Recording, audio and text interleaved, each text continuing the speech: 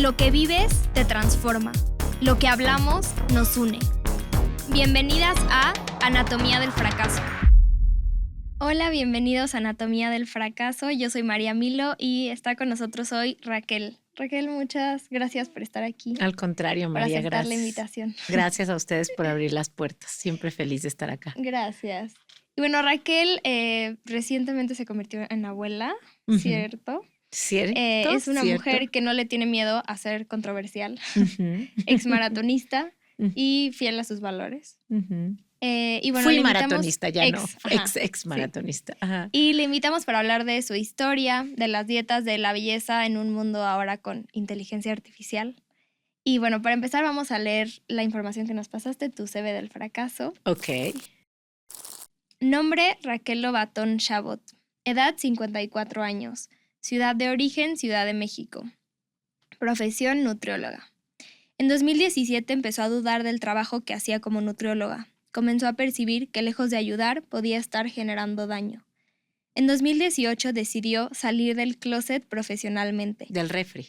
Ah, del refri. Del refri. No sé por qué yo tengo aquí del refri. De hecho, es que sí, yo le llamo, una amiga justamente dijo saliste del refri, porque como es nutrióloga, o sea, es, digamos, como yo soy nutrióloga, entonces me dijo saliste del refri, digamos, es una analogía de salir del closet. Sí. Digo, desde que lo leí, me dio risa que lo pusieras así, salió del refri profesionalmente. Ajá. Cuestionó públicamente todo aquello en lo que había creído por años.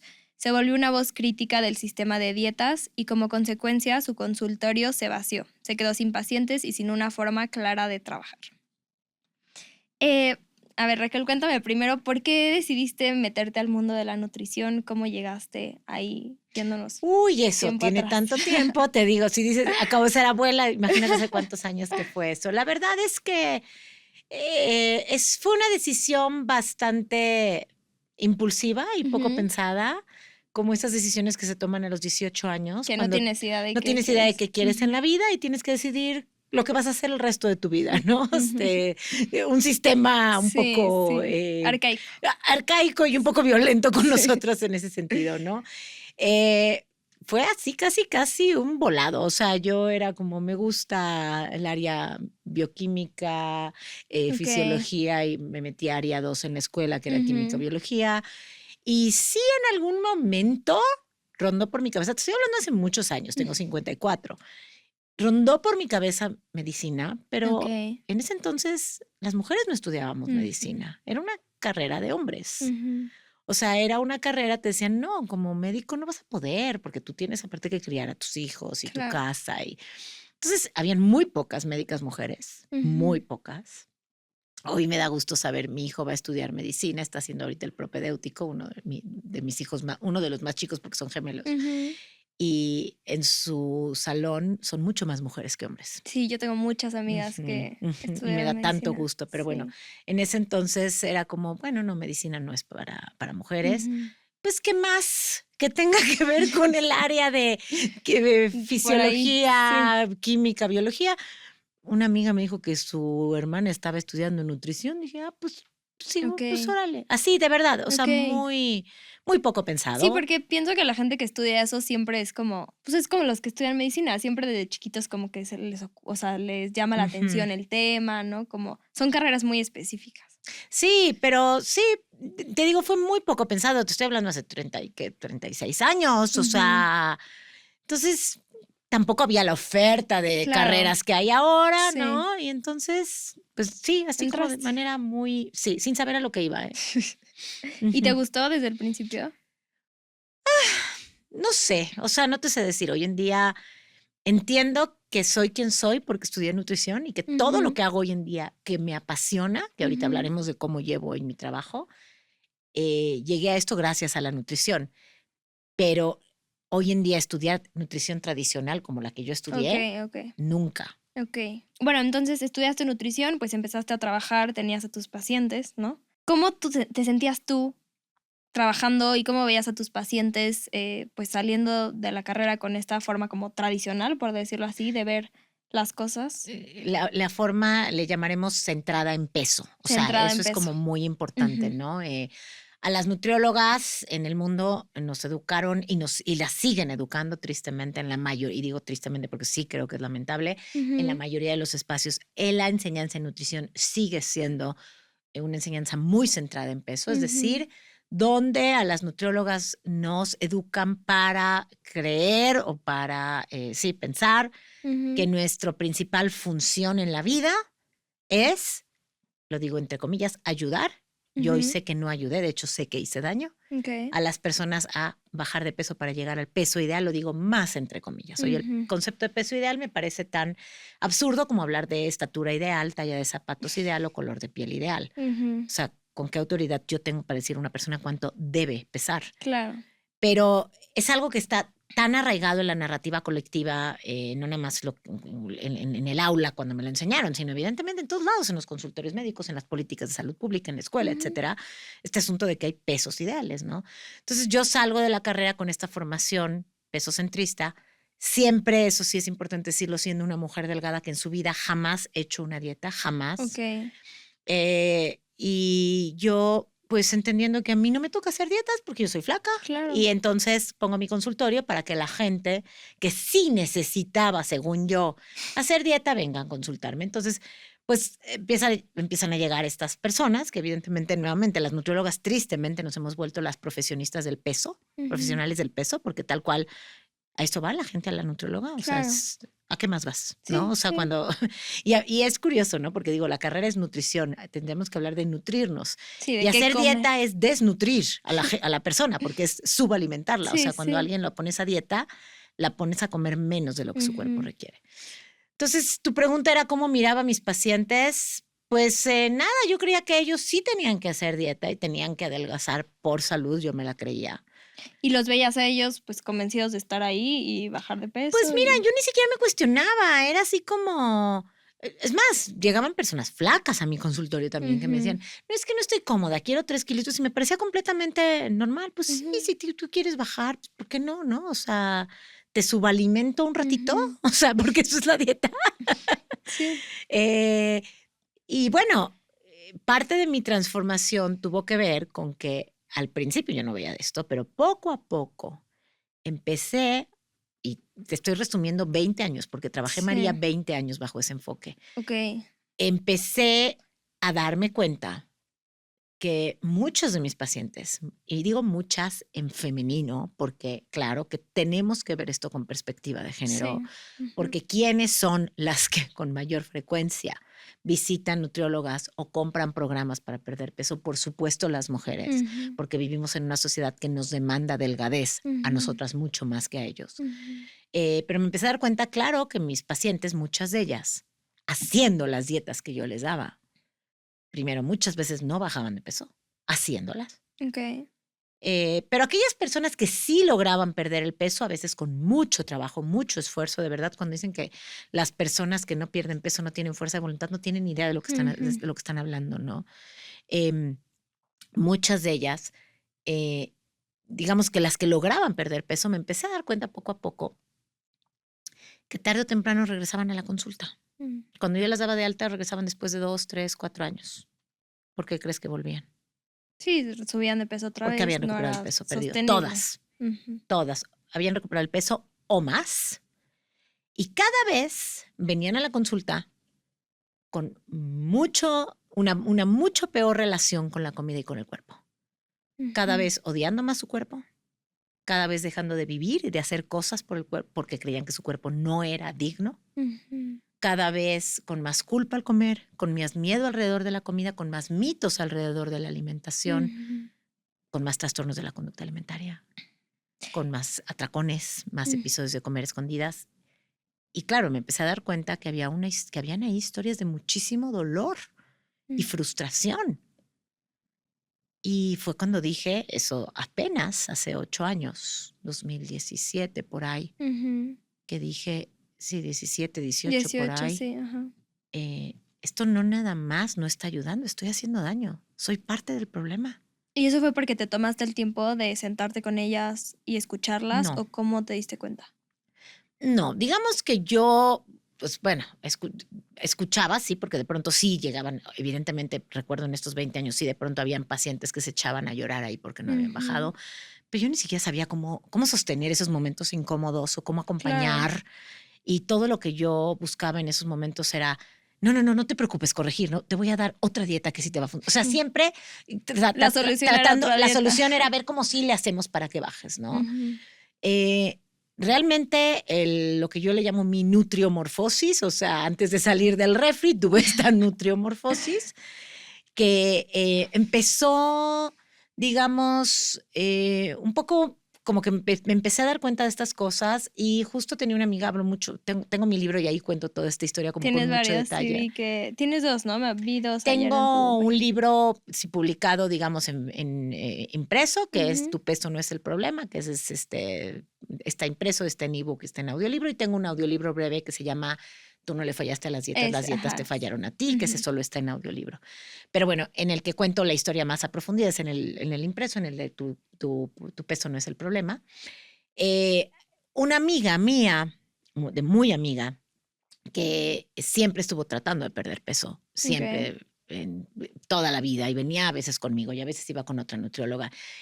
Y ella fue la que un poquito, ella estaba en ese momento haciendo la que sería la última dieta de su vida, ya no sabía que iba a ser la última, pero simultáneamente ella empezó en redes sociales a ver contenidos de el enfoque que trabajo hoy en día, que es el enfoque de salud en todas las tallas, un enfoque incluyente en peso, que ahorita si quieres hablamos un poquito más de qué es eso. Ella descubrió cuentas de nutriólogas y psicólogas estadounidenses que hablaban de esto, activistas también que hablaban de esto, y me empezó a enseñar. Me decía, Nutri, esto me hace, escucha esto. Y ella seguía haciendo dieta, no sabía, no entendíamos muy bien, pero me empezó a hacer sentido. Y empecé a seguir, ya sabes cómo es el algoritmo, ¿no? Y bueno, hace 9 años, 8 años el algoritmo, aparte, todavía nos obedecía un poco más, porque hoy en día ya te muestra lo que quiere, pero en ese entonces, como que sí, las cuentas que seguías eran las que constantemente veía. Entonces me empecé a educar en el tema y empecé a ver que había un mundo que yo no conocía, de un enfoque que ya existía desde los años 80 y que yo no entiendo desde cómo. Los años 80. En Estados Unidos surge salud en todas las tallas en los años 80. Yo no entiendo cómo jamás, ni en la universidad, ni en los cursos de actualización que yo tomaba o los congresos que iba, porque yo me actualizaba. Nunca nadie me habló de esto. Entonces, por medio de esta amiga que empiezo a seguir esto, voy llegando a este enfoque. Lo descubro y me explota la cabeza. Me explota la cabeza porque acabo entendiendo un montón de cosas que antes no entendía. Claro, todas las cosas que no te acaban de hacer sentido con tus pacientes. Claro, ahora entiendo por qué regresan, ahora entiendo por qué cada vez tienen una peor relación con la comida, ahora entiendo por qué rebotan, ahora entiendo por qué el odio a su cuerpo, o sea, y empiezo a conocer términos que jamás había escuchado. De repente escucho la palabra gordofobia. ¿Nos puedes platicar un poco de esos términos para contextualizar antes de seguir platicando? Sí, claro. Por ejemplo, descubro el término gordofobia, que yo nunca lo había escuchado antes, digo, y claro, ahora empiezo a entender que hay un sistema de discriminación normalizado en la sociedad contra las personas gordas, que las personas gordas en esta sociedad son tratadas con menos respeto, con menos cuidados, tienen menos oportunidades, son dignas de menos halagos, incluso oportunidades laborales. Sí. Descubro el término cultura de dieta, que jamás había oído hablar de eso. O sea, a pesar de que yo la fomentaba, ¿no? Yo era la promotora de la cultura de dieta, pero no sabía que eso tenía un nombre, ¿no? Descubro que la palabra gorda y gordo no es un insulto y que puedo utilizarlas como un adjetivo calificativo más, así como alto, bajo, delgado, moreno, rubio. Descubro que las palabras sobrepeso, siempre las uso entre comillas, y obesidad son palabras que hacen daño y son estigmatizantes. Porque, por ejemplo, la palabra sobrepeso ya tiene un juicio de valor. Más peso que quién. Es como si ahorita llegara alguien muy alto aquí y le dijéramos, ay, tienes sobreestatura. Es igual de absurdo. Sí. O la palabra obesidad es una palabra que ha patologizado a los cuerpos gordos. Es decir, nos han hecho creer que las personas que caen en esta categoría, que aparte es una categoría que está definida por un índice que se llama el índice de masa corporal, que es un índice obsoleto, que se creó hace más de 200 años por un físico estadístico matemático que no sabía nada de salud, que tenía de hecho una visión eugenista, es decir, estaba buscando cuáles eran las dimensiones del hombre perfecto, el hombre ideal. Hizo mediciones solamente con hombres nada más, no mujeres, blancos, europeos. Y de ahí creó este índice. Y este índice es el que se usa para clasificar quién entra en este supuesto rango de obesidad en todo el mundo, ¿sí? Cuando él no hablaba de salud. Y ese índice es tan obsoleto y tan absurdo porque, digamos, si tú tienes un índice de masa corporal de 29.9, no estás en obesidad, y en 30 ya. Es decir, 100 gramos hacen la diferencia y 100 gramos hacen que ya te consideren alguien enfermo. ¿Enfermo de qué? No sé. No, entonces, bueno, empiezo a descubrir todos estos términos y bueno. ¿Y en qué momento empiezas a hablar en redes sociales públicamente de todo esto? Mira, es lo que te digo, empieza toda esta revolución interna en mi cabeza y empiezo a hablarlo mucho con mi familia, con mis amigas, sobre todo.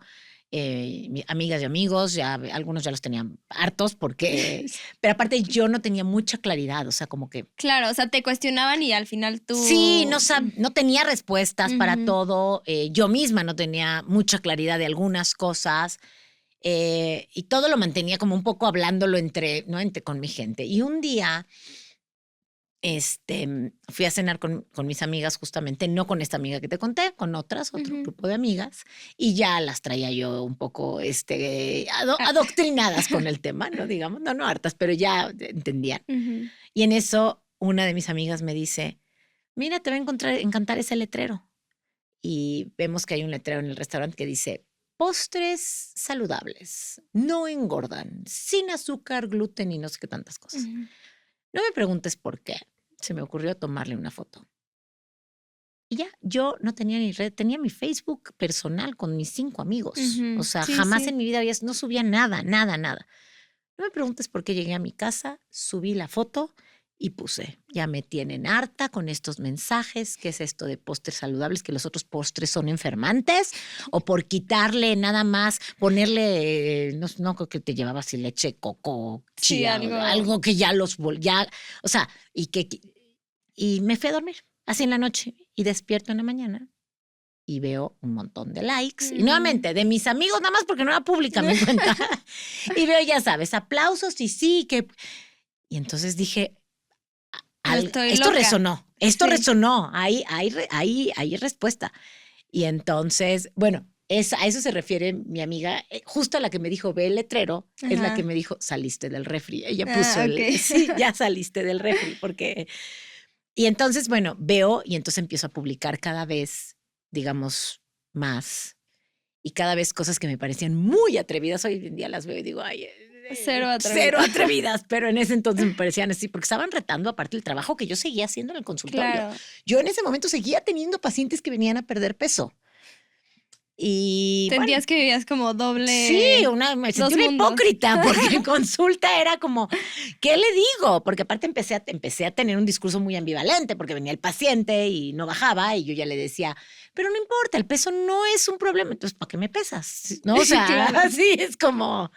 y bueno, finalmente empecé a hablar, empecé a cobrar ruido, y mis hijos, los mayores, que hoy ya son adultos, en ese entonces eran adolescentes, me dijeron, ma, ábrete un Instagram. Yo, ¿qué es Instagram? O sea, ¿de qué me hablas?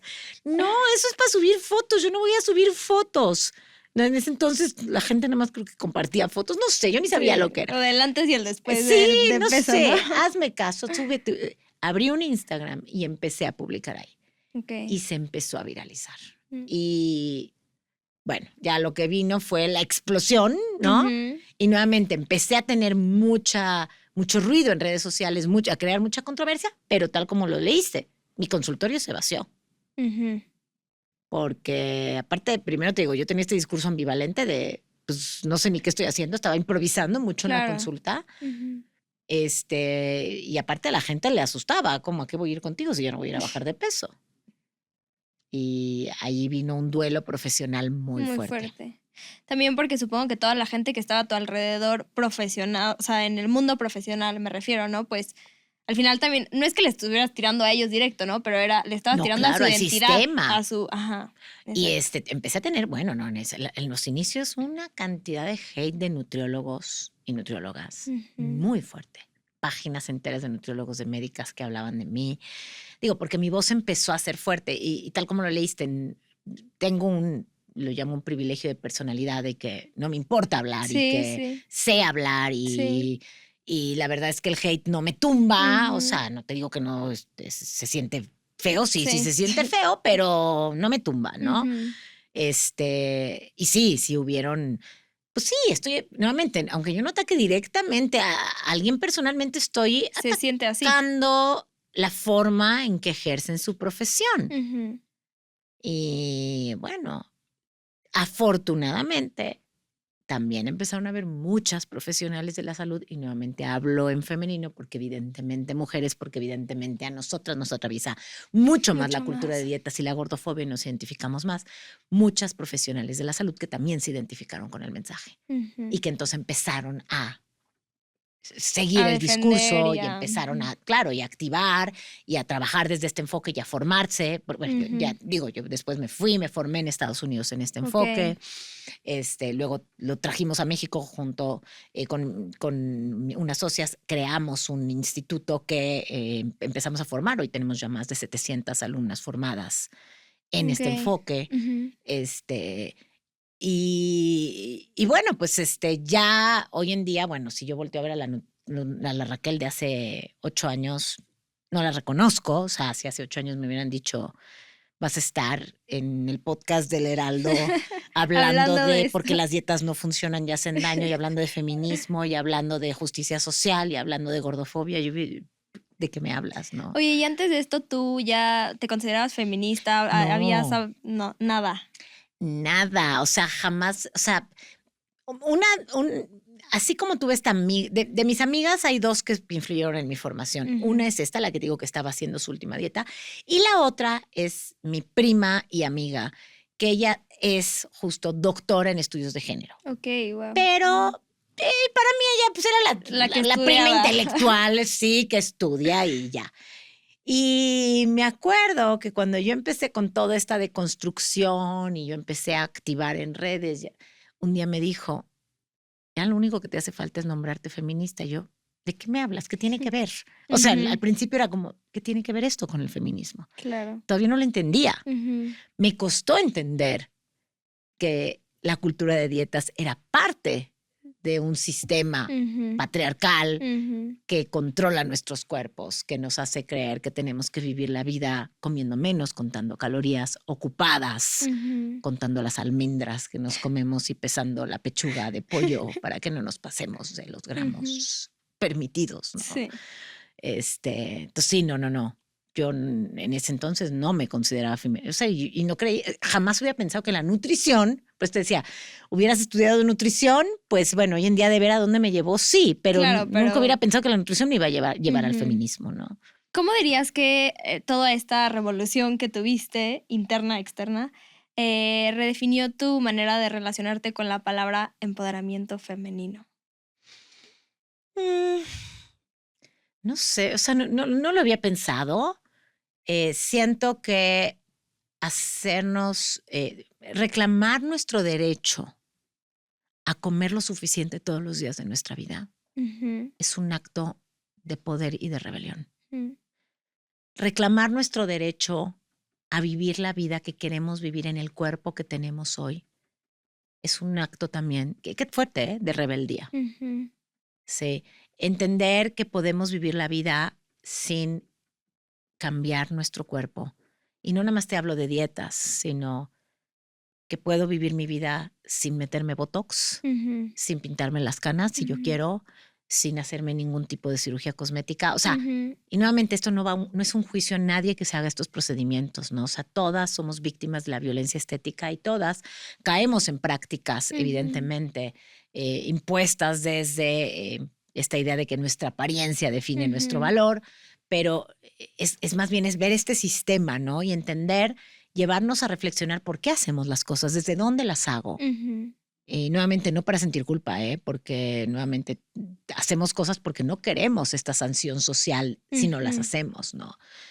Pero bueno, creo que entender todo esto nos devuelve el poder. Sí. Y el poder, nuevamente, el poder decidir, a mí me parece de lo más básico que una mujer pueda decidir cuánto quiere comer. Sí. Que no tenga que depender de un papelito que tiene pegado en el refrigerador, o hoy en día ya no, o en la app, o de leer para ver si se lo puede comer. O sea, es algo tan básico, comer lo suficiente. Y con la palabra violencia. Bueno, es que me di cuenta de un montón de violencias que están tan normalizadas, ¿sí? Y como ahorita te lo dije, la violencia estética, o sea, era una violencia que yo no conocía tampoco el término, ¿no? Sí, un tipo de violencia que no sabías que existía. Que no sabía que existía, que está tan normalizada y de la que somos víctimas, sí, todas, porque todas de cierta manera hacemos cosas, nuevamente. Te voy a contar una historia que creo que refleja mucho esto. Cuando yo empecé a dar como conferencias, me acuerdo que la primera conferencia que me llevaron después de pandemia, piensa que después de estar encerradas, me invitan a una conferencia, no me acuerdo ya ni en qué ciudad de la República, pero bueno, volé a no sé dónde, y era una conferencia de mujeres empresarias que se reunían para un simposio, un congreso, no sé de qué. Y a mí me llevaron a dar una plática. Y llego ahí y inmediatamente me doy cuenta cuando voy a empezar la plática, pues que todas las mujeres que están ahí están súper producidas. Y nuevamente, esto no es una crítica a esas mujeres para nada. Entonces, bueno, imagínate después de un año y cacho de no vernos en persona, ¿no? Lo que es volver a aparecer en público. Y se me ocurrió empezar la plática con la siguiente pregunta. Les dije, a ver, quiero que levanten la mano de aquí. ¿Quién se fue esta semana a hacer algún procedimiento estético al salón de belleza? O a pintar el pelo, o a hacer manicure, o a depilar para venir acá. Y ahí van las manos, ¿no? ¿Quién de ustedes se fue a comprar algo? Unos zapatos, un outfit, una bolsa para este evento. ¿Quién de ustedes se puso a dieta para este evento? Un montón de manos. A dieta para el evento. Claro, ¿cómo? Sí, aparte saliendo de pandemia, saliendo todas encerradas. Pandemia. Sí. ¿Quién de ustedes trae en su maleta más de un outfit diario porque trajeron para medirle el agua a los, ¿cómo dice? A ver cómo vienen las demás y entonces ahí decidir? Dije, imagínense que estas mismas preguntas las hiciera yo en un foro de empresarios hombres. ¿Cómo serían las manos de estos hombres? Sí, nadie lo habrá levantado. Eso es violencia estética. Y ahí te das cuenta cómo estaba dirigida hacia nosotras. Cuánto tiempo, energía, dinero extra invertimos en nuestra apariencia. Energía, tiempo, dinero que podríamos invertir en cosas importantes. ¿Y cómo fue su reacción? Pues sí, así como fuerte, es fuerte.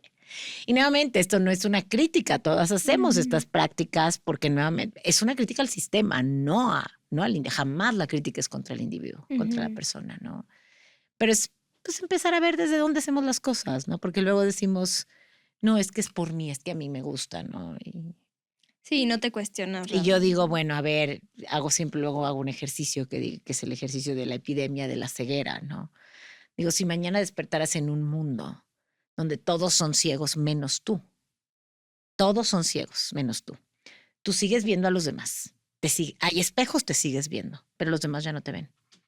¿Seguirías pintándote igual las canas, poniéndote el botox, maquillándote igual, vistiéndote igual? O sea, entonces, ¿realmente lo hago por mí? ¿Estarías a dieta igual? ¿Estarías buscando la delgadez igual? Y nuevamente cuestionarnos, ¿no? O sea, y nuevamente no tiene malo entender de dónde. Y esto no quiere decir que seas una mala persona por hacerlo, ¿no? Pero es entender este sistema que nos condicionó a estar persiguiendo como el conejo en la zanahoria una apariencia que nunca llega, porque nunca estamos satisfechas. Se dice, las estadísticas hablan de que el 91% de las mujeres viven insatisfechas con sus cuerpos. Muchísimo. Sí. Bueno, decía esto del empoderamiento porque creo que últimamente nos venden este discurso, está de moda, ¿no? Hablar del feminismo, del empoderamiento de las mujeres. Y creo que es muy común escuchar este discurso de que te puedes empoderar a través de tu cuerpo, ¿no?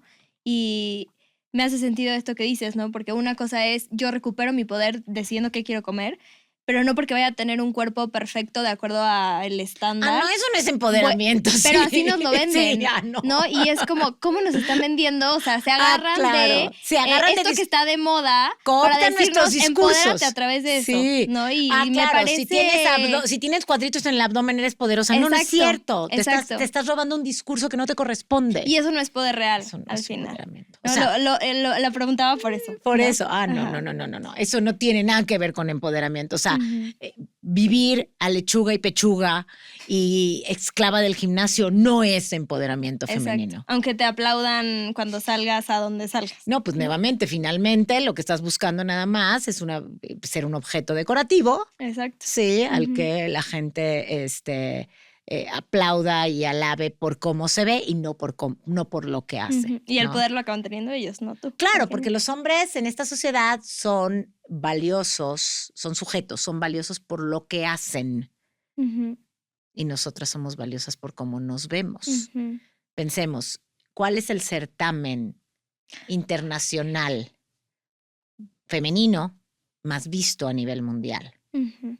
¿Cuál es? Miss Universo.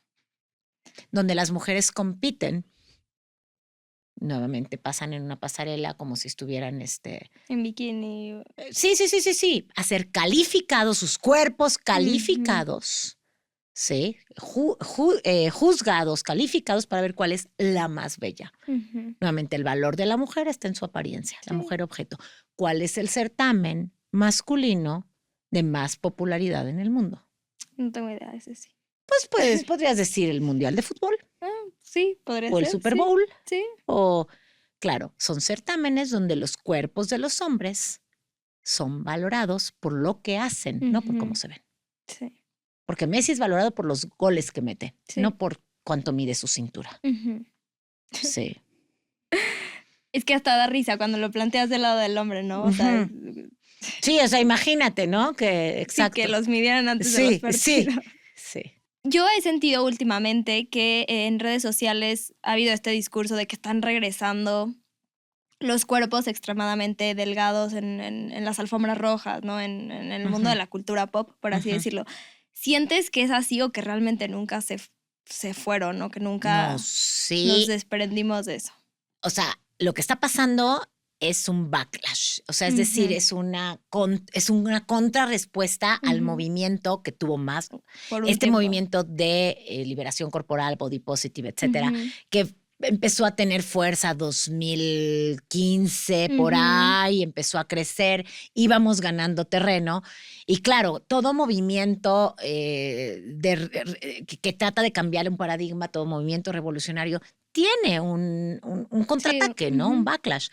Y no es casualidad que esto esté pasando cuando llegan a nuestra farmacia de la esquina los GLP-1. O sea, porque tenemos que hablar de esto. Esto tiene que ver con el surgimiento de esta industria farmacéutica que ya existía, pero el surgimiento de estos medicamentos que ahora se autorizan en estos últimos años para bajar de peso. Y que, claro, están haciendo que ahora las personas que no podían perder peso con dieta, ahora lo pierdan con estas inyecciones, que lo que hacen nada más es forzar la dieta, porque lo que hacen es cerrarte el apetito y dejar de comer. Y estamos viendo cuerpos desnutridos. Sí. Y es tristísimo que nos hagan creer, ¿no?, que eso es empoderamiento femenino, ¿no? Sí. O sea, no comer y ignorar las señales de tu cuerpo, anularlas. Y estamos viendo ya casos de desnutrición importantes. ¿Crees que, a ver, cuéntame antes, ¿cuáles crees que han sido las tendencias de belleza más ridículas, por así decirlo, más absurdas que has visto en redes que se promuevan?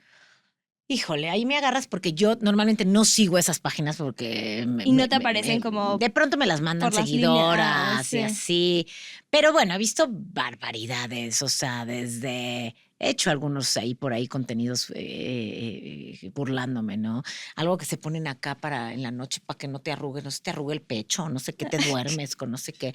Y luego otra cosa para dormir también en la cara, ya ni me acuerdo, una máscara o... la blanca, una yo blanca, qué ¿no? sé, sí, te digo que es que de verdad está para reírse. Un traje de baño con faja, o sea, imagínate irte a la playa con faja. No, aparte calor. Calor, es una locura. Sí, y bueno, ya no digamos que hoy en día se promueven vulvoplastías, porque ni siquiera podemos tener nuestra vulva como es, ¿sí? También hay una forma correcta de tener una vulva.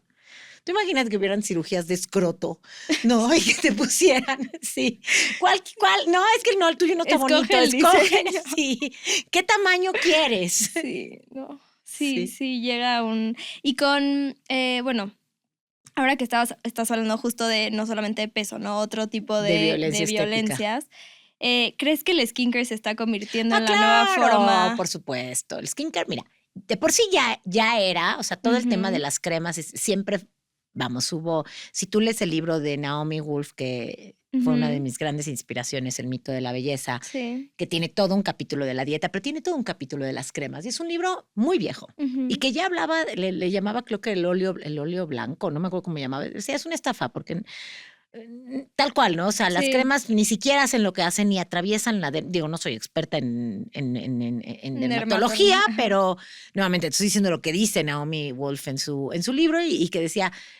Sí es cierto que la piel, las inclemencias del sol, no sé cómo te las plantean, y esto también sería para los hombres, o sea, porque hay tantos productos para las mujeres y para los hombres no, ¿no? Entonces hay tres cosas. Y yo creo que hoy en día, claro, o sea, también se volvió un mercado multimillonario. Y ves a niñas de 8 años haciéndose rutinas anti-envejecimiento.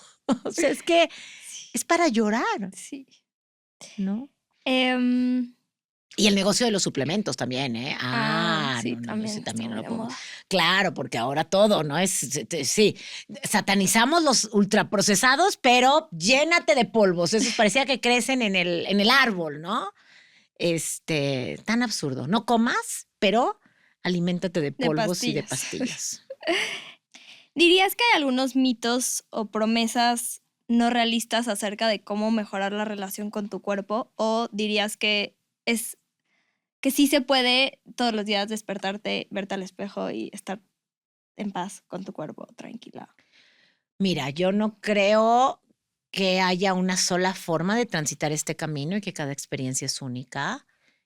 Como yo les digo a mis consultantes, y yo te digo, yo he acompañado a personas en este camino en 8 años, no sé si hay un destino final donde tú llegas y dices, ya todos los días me siento feliz en mi cuerpo. Probablemente no, y no tendría por qué ser así. Yo algo mucho que platico con mis consultantes es, este trabajo no se trata de que tu cuerpo te tiene que gustar. Aceptar tu cuerpo no es lo mismo a que te guste, ¿ok? ¿A qué voy? Piensa, María, tú en todas las personas que amas en tu vida. Amigas, amigos, primas, tíos, el vecino, el abuelito. ¿Te gustan sus cuerpos? Pues como que no lo pienso de esa manera. Pero si te digo, piénsalo. Pues, sí, habrá algunos que sí, otros no. Pero eso impide que los cuides, los ames y los respetes y los aceptes. ¿No? Sí, no. Bueno, es lo mismo con el cuerpo nuestro. Puede ser que no nos guste, o que no nos guste igual todos los días, o que no nos gusten todas las partes del cuerpo, o que de plano no me guste mi cuerpo. Pero eso no quiere decir que no pueda yo respetarlo, cuidarlo. Y parte importantísima del autocuidado es darle de comer lo suficiente todos los días.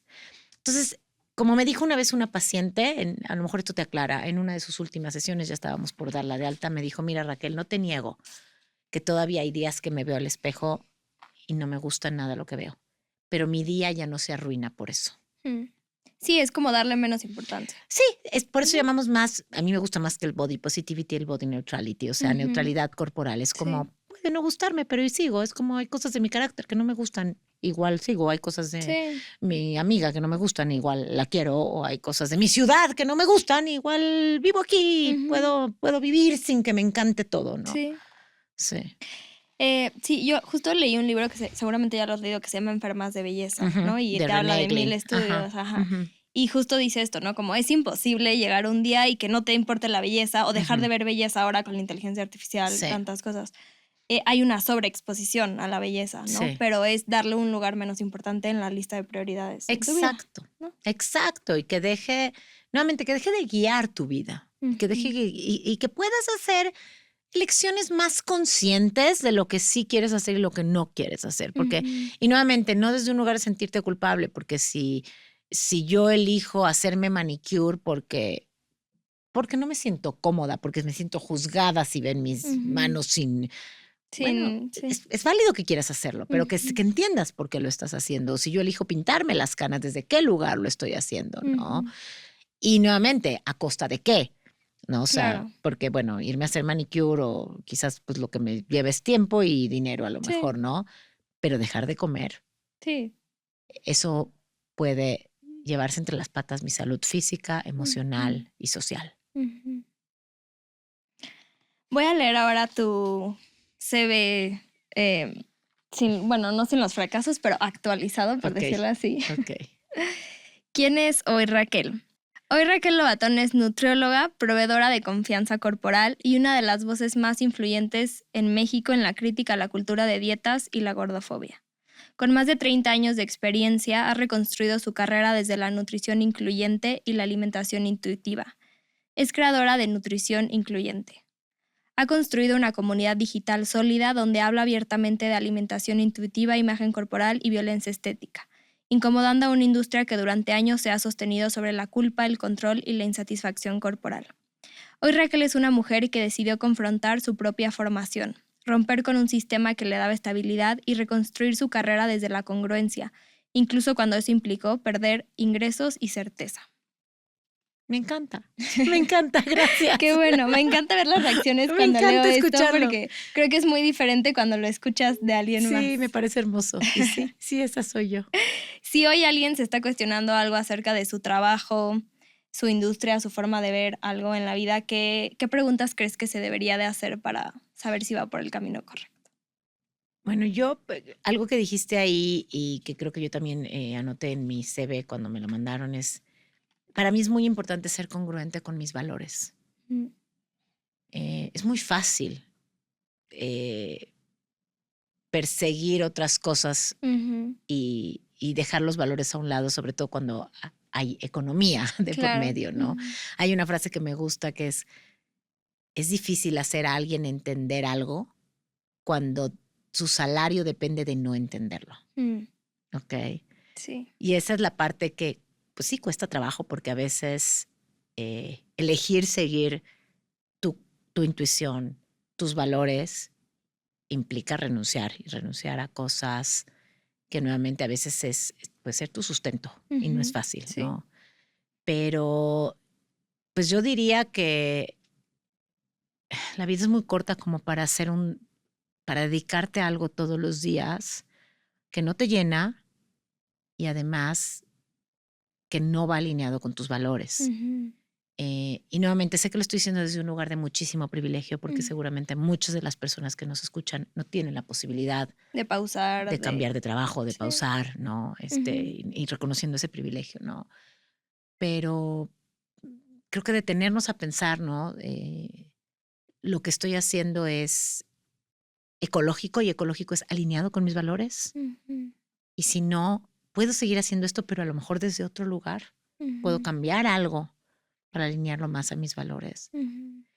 Y bueno, uno nunca sabe qué va a encontrar a la vuelta de la esquina. Sí. No sabes. O sea, nuevamente, yo tuve suerte, sí, también en el sentido de que esto se transformó, como dices, se me vació el consultorio, perdí trabajo, perdí ingresos y tuve la posibilidad de reconstruir un negocio que hoy en día es mucho más exitoso que el que tenía yo. Jamás me lo hubiera imaginado, ¿no? Sí. Pero nuevamente, quizás no todos corren con la misma suerte. Claro. Y creo que pues mucha autocompasión siempre, ¿no? O sea, creo que es básica la autocompasión. Pues muchas gracias. Gracias a ti, María. Gracias por la invitación. Me encantó. Gracias. Qué bueno. Gracias por escuchar Anatomía del Fracaso. Nos pueden escuchar este jueves y nos pueden seguir en Heraldo Podcast, Mente Mujer, María Milo y Raquel Lobatón. También en las redes como Raquel Lobatón.